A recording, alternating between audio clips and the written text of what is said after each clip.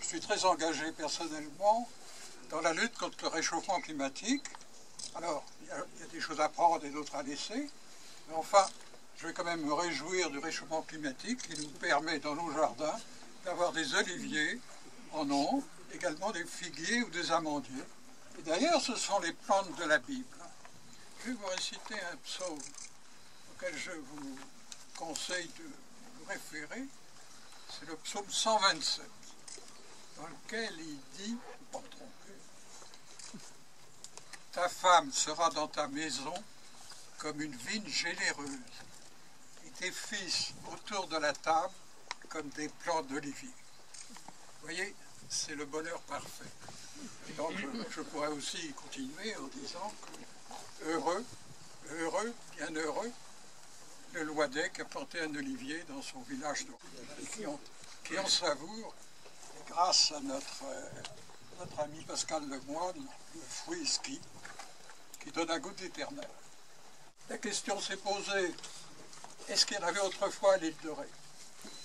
Il n'y a plus Pierre Tardy pour nous expliquer tout ça, mais j'ai trouvé à la Couarde et à Sainte-Marie, madame, il y a des rues des Oliviers, un clos des Oliviers. Ce qui peut penser qu'il y avait des oliviers il y a déjà un certain temps. Et d'autant plus, ça ne serait pas absurde, hein, parce qu'on était à la fin de l'optimum médiéval climatique, qui est une période de chaleur en France, dans notre pays, et à laquelle a succédé le froid de l'époque de Louis XIV. Donc sous Louis XIII, il faisait plus chaud, donc il aurait pu rester des oliviers, une tradition d'oliviers. Les oliviers à Loire, moi j'estime qu'il n'y en a pas loin de 500. Et que l'objectif de 1000 pourrait être atteint si vous y mettez tous, ce que vous allez faire certainement. Et puis vous avez beaucoup de petits oliviers qui vont grandir. Il faut savoir qu'en France, il y a 3 millions d'oliviers. Il faut savoir aussi que cette année était très mauvaise pour les olives d'une manière générale. En Espagne, l'Andalousie, qui est la principale région productrice, a souffert d'une sécheresse très forte.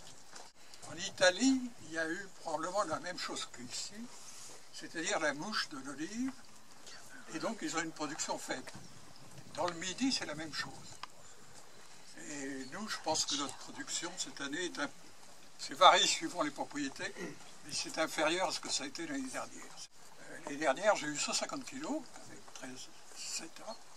Cette année, si j'ai 50 kilos, ce serait déjà pas mal. Qu'est-ce que valent nos olives? Et Jean-Michel Pelin, qui est là, a fait analyser son huile et la mienne. L'Institut d'Aix-en-Provence a déterminé que nos huiles étaient des huiles vierges, qu'elles n'étaient pas extra vierges, mais qu'il leur manquait pas tellement. Il y a un goût au nez et un goût à la bouche. Et chez Jean-Michel, il y a un goût d'artichaut. Chez moi, il y a du cacao, mais il y a du cacao aussi chez Jean-Michel. Il n'y a pas de sel. Les deux routes se croisent.